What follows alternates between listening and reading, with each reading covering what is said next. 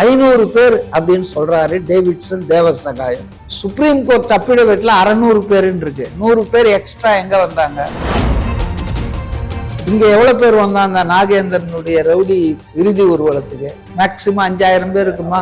அதுக்கு 1600 பேர். எங்க ட்விட்டர்ல ஒரு கமெண்ட் போடுறதோ யூடியூப்ல பேசுறதோ அவங்களுக்கு மேல கேஸ் போடுங்க.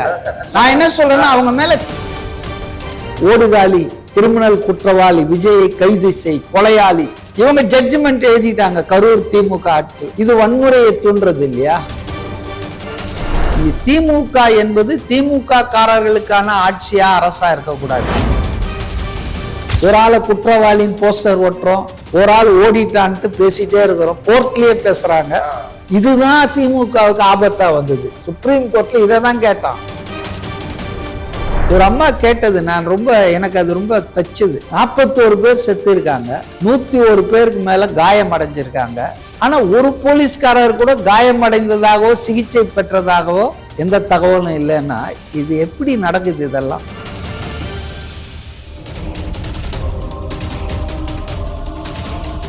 திமுகவே இப்ப விமர்சனம் பண்ண ஆரம்பிச்சாச்சு. உதயநிதி பண்ண ஆரம்பிச்சிட்டாரு, நேரு பண்றாரு, எல்லாம் பண்றாங்க. அதாவது முன்னால அப்படி கொஞ்சம் பண்ணிக்காத மாதிரி நாங்க அவங்களெல்லாம் பொருட்டே இல்லை எங்களுக்கு அப்படின்னு நினைச்சிட்டு இருந்தாங்க. அப்போ இந்த நிலைய வித்வான்களை விட்டு அடிக்க வச்சிட்டு இருந்தாங்க. இப்ப இணையத்துல திமுக ஆதரவு ஆட்கள் எவ்வளவு பேசுறாங்க? வேற யாரை பத்தியாவது அவங்க பேசுறாங்களா? விஜய், தாவேகா. அப்போ it is very clear. Tamil Nadu சட்டமன்ற தேர்தல்ல 2026 களமாட போவது தாவேகாவும் திமுகவும். மெயின் போட்டி இதுதான். அப்போ அவங்க தன்னுடைய மெயின் ரைவல் அடிப்பாங்களா? இந்த ஹீரோவை வில்லன் அடிப்பானா, சைடு ஹீரோவை அடிப்பானா? அப்போ அது மாதிரி அவங்க they are focusing their attack. அதனால மற்றவங்க எல்லாம் அவங்க அட்டாக் பண்ணாம விட்டாங்கன்னு சொல்ல முடியாது. அட்டாக் பண்ண இன்னைக்கு தேவையில்லை, தேவைப்பட்டாலும் அட்டாக் பண்ணுவாங்க. அது திமுக கூட்டணி கட்சிகள் நீங்க சொல்றது இல்லையா? திமுக கூட்டணி கட்சிகள்லாம் அடிக்கிற மாதிரி அங்க இருக்காங்க. பாவம் அவங்க ஏதோ நிர்பந்தத்தின் காரணமாக இன்னைக்கு சீட்டு எல்லாம் கரெக்டா வாங்கணும், ஜெயிக்கணும், பணம் கிடைக்கணும் அப்படின்றதுக்காக அவங்க இன்னைக்கு திமுகவை நத்தி பிழைத்து கொண்டிருக்கின்றார்கள். இப்போ திமுகவின் கூட்டணி இருக்கிற விசிகா, அதாவது இன்னைக்கு போய் ஏதோ சந்திச்சுதான் பார்த்தேன் நான் முதல்வர். எதுக்கு அப்படின்னா, இந்த சாதி பெயர்ல எல்லாம் எடுக்கணும்னு ஒரு இது போட்டிருக்காரு ஆர்டர், அதை பாராட்டுறதுக்கு. அதாவது நீங்க நல்லா கவனிங்க, திருமாவளவன் 15 நாளைக்கு ஒரு வாட்டி முதலமைச்சர் போய் சந்திச்சு இந்த மாதிரி ஆவணங்கள் அது இது வெளியிட்டா உடனே பாராட்ட தெரியும். திமுக காரங்க கூட பாராட்ட மாட்டான், போய் பாராட்டிட்டு வருவாரு. ஆனா எவ்வளவு மரியாதையும் மதிப்பையும் பெற்றிருந்த திருமாவளவன் இன்னைக்கு இந்த 4-5 வருஷத்துல எவ்வளவு கீழே தாழ்ந்துட்டாருன்னா பாருங்க. ஜிடி நாயுடுன்னு நாயுடு பேரை வச்சுக்கிட்டு பாலத்தை ஓபன் பண்ணிட்டு வந்திருக்கிறாரு. அதை எதிர்த்து நான் பேச முடியல இவங்களால. சாதி, சமூக நீதி, சாதி மறுப்புன்னு சொல்றவங்க பல வருடங்களுக்கு முன்பு இப்ப என்எஸ்சி போஸ் ரோடுன்னு இருக்குது இது இல்லையா? போஸ்ன்றது ஒரு ஜாதி பெயர், போஸ் அழிச்சிட்டாங்க, என்எஸ்சி ரோடு. அப்ப இந்த மாதிரி ஜாதி பெயரெல்லாம் அழிக்கிறோம்னு சொல்லி கிளம்பி பண்ணவங்க இதே திமுகவினர் ஜிடி நாயுடு சாலையில நாயுடு அழிச்சாங்க. இன்னைக்கு தேர்தல் வருது, நாயுடுங்க ஓட்டு வரணும். ஜாதி அரசியல் பண்றாங்க. சமூக நீதியா இது? இத அவர் போய் கேட்டு வந்தேன், இதை நான் கேட்டேன் அப்படின்னு சொன்னா சந்தோஷப்படலாம், பரவாயில்லையா? கூட்டணி கட்சியில இருந்தும் தப்பு பண்ணா நெற்றி கண்ணை காட்டினாலும் குற்றம் குற்றமேன்னு நக்கீரன் மாதிரி சொல்றாங்கயான்னு சொல்லலாம். நீங்க போயிட்டு ஒவ்வொரு வாட்டி தாஜா பண்ணிட்டு வர்றீங்க, எதுக்கு போனீங்கன்னு தெரியாது. அவரு மேலே கேஸ் ஏன் போடலன்னு பிரச்சனை இருக்குது. அவரு மேலன்னா பர்சனல் அல்ல, அவங்க கட்சிக்காரங்க மேல. பொது வெளியில ஒரு வழக்கறிஞரை அடிச்சாங்க, பார் கவுன்சிலுக்குள்ள ஓட போய் காவலர்கள் முன்னிலையில் நடந்தது. ஆனா பாதிக்கப்பட்டவர் ஆஸ்பத்திரியில இருக்காரு, அவர் அடிச்சவங்க மேல எந்த கேஸும் இல்லை. அப்ப இது பத்தி பேச போனாரா எனக்கு தெரியாது. ஆனா சாதி பேரெல்லாம் எடுத்துட்டுக்காக ஒரு ஆணை வெளியிட்டிருக்காரு, அதுக்கு பாராட்ட போற. அப்ப ஜிடி நாயுடு பேர்ல பாலம் திறந்திருக்காரு. இதுதானே லேட்டஸ்ட். ஏன் அதை ரொம்ப அதாவதுங்க திமுக தன்னுடைய கூட்டணி கட்சிகளை கொத்தடிமைகளாக வச்சிருக்குதுன்னு சொன்னா நான் அதை தப்புன்னு சொல்ல மாட்டேன். மக்கள் விரோத கொள்கை எவ்வளவு நடக்குது. இன்னும் வேணாம், தூய்மை பணியாளர் போராட்டம் நடந்தது கார்பரேஷன்ல. அவங்க எல்லாம் யாருங்க? தூய்மை பணியாளர்கள்லாம் யாருங்க? டாட்டா பிள்ளைங்களா, பிர்லா பிள்ளைங்களா? சமூகத்திலே மிகவும் ஒடுக்கப்பட்ட அடிநிலையில இருக்கிறவங்க. அவங்க போராட்டத்தை எப்படி நசுக்குனாங்க? யாரோ ஒரு லேடி, சேகர் பாபு அமைச்சருக்கு அவங்க நோன் பர்சன்றாங்க. அவர் சொல்லிதான் போட்டாங்களான்னு எனக்கு தெரியாது. நான் பிளாட்பாரத்துல நடக்கிறதுக்கு எனக்கு இடைஞ்சலா இருக்குது அப்படின்னு நீதிமன்றத்தை யூஸ் பண்றாங்க. இப்ப இந்த வழக்குல எஸ்ஐடி வாங்கினது கூட நீதிமன்றத்தை பயன்படுத்துகிறார்கள் திமுகவின்னு நான் ஓப்பனா சொல்லுவேன். இப்போ நீங்க தைரியம் தான் நீங்க இது இங்க உட்காரக்கூடாது, இது அனுமதிக்கப்பட்ட இடம் இல்லைன்னு சொல்லி அவங்களை அரெஸ்ட் பண்ணியிருக்கலாம். ஏன்னா காவல்துறை சென்னையில டிசிக்னேட்டட் பிளேஸ்ல தான் டெமான்ஸ்ட்ரேஷன் போராட்டம்லாம் நடத்தணும்னு சொல்லி கண்ட இடத்துல பண்ண முடியாது. அதை வச்சு ஆனா நம்ம அதை நேரடியா பண்ணா கெட்ட பேர் வரும். ஆகவே ஒருத்தரை கேஸ், இதெல்லாம் எவ்வளவு கீழ்த்தரமான செயல். ஒரு ஆளுங்கட்சி 75 வருஷ கட்சி பண்ற வேலையா இதெல்லாம்? ஒருத்தரை விட்டு கேஸ் போட வேண்டியது. அந்த ஜட்ஜு அப்படியா, இது எப்படி மழை வெயில்ல இருக்கீங்களா, உடனே போலீஸ் சொல்லும், ஐயா நாங்க சொன்னோம் அப்படி இல்ல அவங்கள ரிமூவ் பண்ணுங்க. உடனே நீதிமன்ற ஆணையை அமுல்படுத்துகிறோம். எப்படி? இவங்க அரசாங்கம் திமுக எல்லாம் எதுவும் பண்ணல, நீதிமன்ற ஆணையை நிறைவேற்ற நீதிமன்றம் சொல்லிச்சுன்னா செய்வாங்க. மணசநல்லூர்ல கிட்னி கொள்ளையில திமுக பிரமுகர் குடும்பம் அந்த மருத்துவமனையில நீதிமன்றம் தான் சொல்லிச்சு என்ன ஒரு ஐஜியை போட்டு விசாரிக்கணும், எஸ்ஐடி ஃபார்ம் பண்ணிச்சு. அந்த எஸ்ஐடி ஒத்துக்குனாங்களா திமுக ஆட்சியாளர்கள்? சுப்ரீம் கோர்ட்டுக்கு போனாங்க, சுப்ரீம் கோர்ட்டு தள்ளுபடி பண்ணிடுச்சு, போங்க ஹைகோர்ட் சொன்னதா கரெக்டுன்னு. ஆனா சென்னை உயர்நீதிமன்ற தனி நீதிபதி போட்ட எஸ்ஐடி அடுத்த நாளே ஒத்துக்கிறாங்க, உடனே செயல்பட விடுறாங்க. அப்ப செலக்டிவா இருக்காங்க. நான் என்ன சொல்றேன்னா, நீங்க நியாயமா நடங்க, நடுநிலையோட இருங்க. நீங்க திமுக காரங்க மட்டும் முதலமைச்சர்ல, திமுக காரங்களுக்கு மட்டும் கவர்மெண்ட் இல்ல, திமுக ஓட்டு போட்டவன் கவர்மெண்ட் இல்லை. இது 8 கோடி தமிழர்கள் அனைவருக்கும் பொதுவான அரசாக இருக்கணும். அது இல்லைன்றதுதான் நமக்கு ரொம்ப கவலையா இருக்குது. ஒருதலை பட்சமாக ஒரு சார்பாக இந்த திமுக ஆட்சி நடக்குது. திமுக காரன் கொலையே பண்ணாலும் அவன் சுத்திட்டு இருப்பான் பொது வெளியில. ஆனா எந்த தப்பும் பண்ணல, நீ ஆளுங்கட்சி விமர்சனம் பண்ணிட்ட, எதிர்த்துட்டன்னா உடனே உன்னை நள்ளிரவில் உள்ள தூக்கி வைப்பாங்க. இதான் நம்ம பார்த்துட்டு இருக்கோம். இப்ப இந்த இவங்க பத்திரிகையாளர்கள், விமர்சகர்கள் எல்லாரையுமே கருத்து சுதந்திரம் இருக்குதா இல்லையா?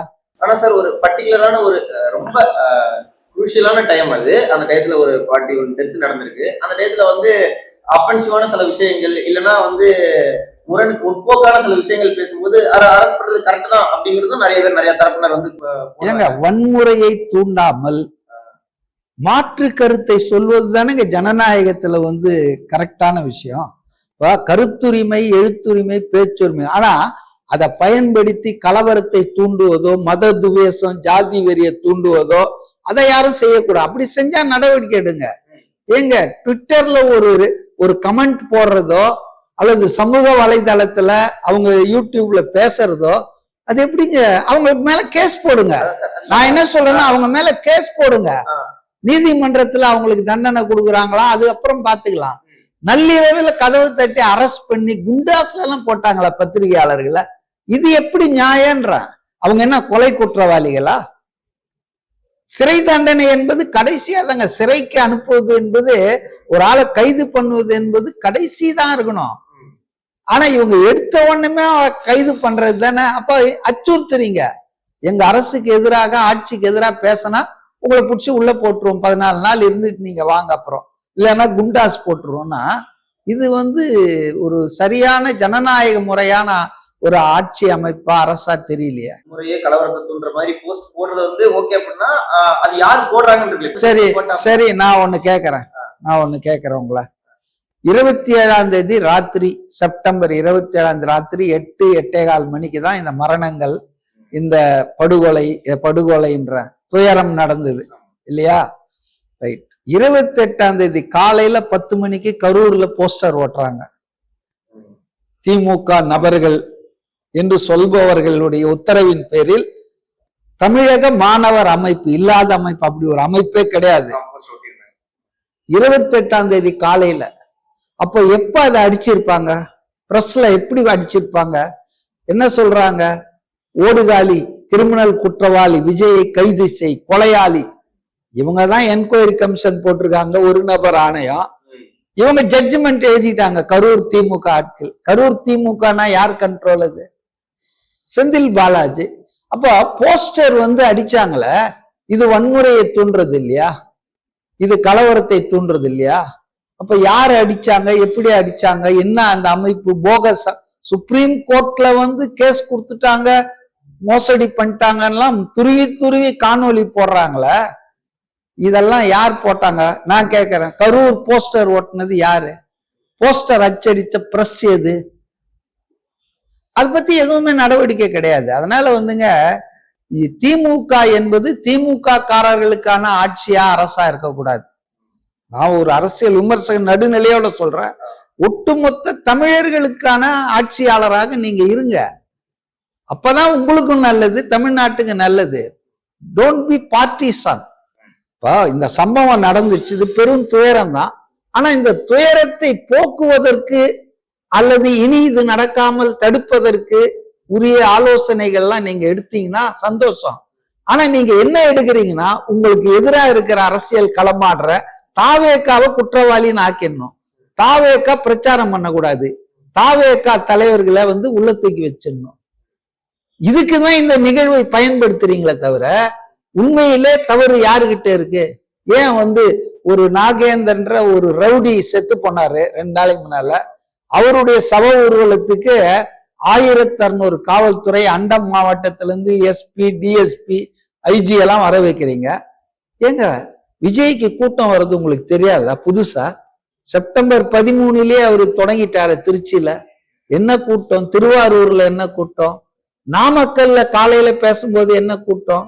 நாமக்கல்ல கூடின கூட்டத்தை என் நண்பர் ஒருத்தர் நாமக்கல் நேட்டிவ் சொன்னாரு. அவருக்கு ஒரு 50 வயசு இருக்கும். அவருடைய வாழ்நாள்ல இது மாதிரி கூட்டத்தை நாமக்கல்ல எந்த கட்சிக்கும் எந்த தலைவருக்கும் பார்த்தது இல்லையா? அப்போ it is a fact that Vijay attract mass crowds, is a crowd puller in Tamil Nadu today. He is the crowd puller, like MGR, like Annadurai, like that Kamaraj once upon a time இருந்திருப்பாங்க. அப்போ அந்த மாதிரி கூட்டம் வர்ற ஆளுக்கு நீங்க என்னெல்லாம் முயற்சி எடுத்திருக்கணும்? எப்படி பாதுகாப்பு? 500 பேர் அப்படின்னு சொல்றாரு Davidson Devasagayam, additional DGP law and order. ஆனா சுப்ரீம் கோர்ட் அஃபிடவிட்ல 600 பேருன்னு இருக்கு. 100 பேர் எக்ஸ்ட்ரா எங்க வந்தாங்க? சரி 600 நான் ஒத்துக்கிறேன். 600 போதுமா? 30,000 பேர் வந்திருக்காங்க. இங்க எவ்வளவு பேர் வந்தாங்க? நாகேந்திரனுடைய ரவுடி இறுதி ஊர்வலத்துக்கு மேக்சிமம் 5000 பேர் இருக்குமா? அதுக்கு 1600 பேர். நான் ஈக்குவேட் பண்ணல. நீங்க இத பண்ணது தப்பு இல்லை, முன்னெச்சரிக்கையாக இருக்கணும், ஏதாவது கலவரம் வந்துடக்கூடாது. நான் அது தப்பு இல்லை, இதை வரவேற்கிறேன், பாராட்டுகிறேன். ஆனா ஏன் இந்த விஜய் கூட்டத்துக்கு இவ்வளவு போலீஸ் ப்ரொடெக்ஷன் இல்லாம போச்சு? ஒரு அம்மா கேட்டது, எனக்கு அது ரொம்ப தச்சுது. என்னன்னா 41 பேர் செத்து இருக்காங்க, 101 பேருக்கு மேல காயம் அடைஞ்சிருக்காங்க. ஆனா ஒரு போலீஸ்காரர் கூட காயம் அடைந்ததாகவோ சிகிச்சை பெற்றதாகவோ எந்த தகவலும் இல்லைன்னா இது எப்படி நடக்குது? இதெல்லாம் அதனால ஆளும் கட்சியினர் இதுக்கெல்லாம் பொறுப்பேற்றுக்கணும். It's a failure on the part of the revenue department, police department. Of course, we cannot pass any judgment now. Let the CBI inquire, find out the truth. அது வரைக்கும் நம்ம வாயை மூடிட்டு இருக்கணும்ல. ஒரு ஆளை குற்றவாளின்னு போஸ்டர் ஓட்டுறோம், ஒரு ஆள் ஓடிட்டான்ட்டு பேசிட்டே இருக்கிறோம், கோர்ட்லயே பேசுறாங்க. இது எப்படி அதாவதுங்க ஒரு விசாரணை, இதுதான் திமுகவுக்கு ஆபத்தா வந்தது. சுப்ரீம் கோர்ட்ல இதை தான் கேட்டான். நீங்க ஒரு கமிஷன் போட்டுட்டு உங்க உயர் அதிகாரிகள் எல்லாம் வச்சு, செந்தில் பாலாஜி ஒரு செய்தியாளர் சந்திப்பு நடத்தினார. அவர் நடத்த வேண்டிய தேவை என்னங்க இருக்குது? அவங்க ஆட்சி தானங்க என்கொயரி கமிஷன் போட்டிருக்கு. இந்த ஜுடிஷியல் அருணா ஜெகதீசன் அந்த அம்மா தலைமையில போட்டிருக்கு. அந்த ஈரம் காயறதுக்கு முன்னால இவர் உட்காந்துக்கின்னு வீடியோ எல்லாம் போட்டு காட்டுறாருன்னா இந்த கமிஷன் எப்படி அறிக்கை எழுதணும், அது எந்த வழியில பயணிக்கணும்னு இவர் டைரக்ஷன் கொடுக்குறாரா? Who is Senthil Balaji? Is a minister. எதுக்காக அவர் செய்தியாளர் சந்திப்பு? அவருக்கு யாரு அதை செய்ய சொன்னது? அப்போ குற்றம் உள்ள நெஞ்சு குறுகு இருக்கிறதுன்னு துரைமுருகன் சொன்னார்ல விஜயை பார்த்து. நான் செந்தில் பாலாஜியை பார்த்து கேட்கிறேன், குற்றம் உள்ள நெஞ்சு குறுகு இருக்குதுன்றதால்தான் நீங்க செய்தியாளர் சந்திப்பை நடத்தி விளக்குனீங்களா? when there is a commission of enquiry appointed by your own government. அதுவும் உங்க மேல சந்தேகம் நிறைய பேர் சொல்றாங்க, ரவுடிங்களா இருந்துச்சீங்க, போனீங்க வந்தீங்கலாம். நான் அதெல்லாம் நம்பல. ஆனா நீங்க ஏன் முன்னால வரீங்க? நீங்க ஏன் வந்து எல்லாருக்கும் முன்னால வந்து விளக்கம் கொடுக்குறீங்க? எதுக்கு கொடுக்குறீங்க? தேவையா? அதனால வந்துங்க, இது வந்து ஆட்சியாளர்கள் வந்து அதிகாரம் இருக்குதுன்றதுக்காக ஆணவத்தோடு செயல்படுறாங்க. இந்த ஆணவமே அவங்கள அழிச்சிடும்.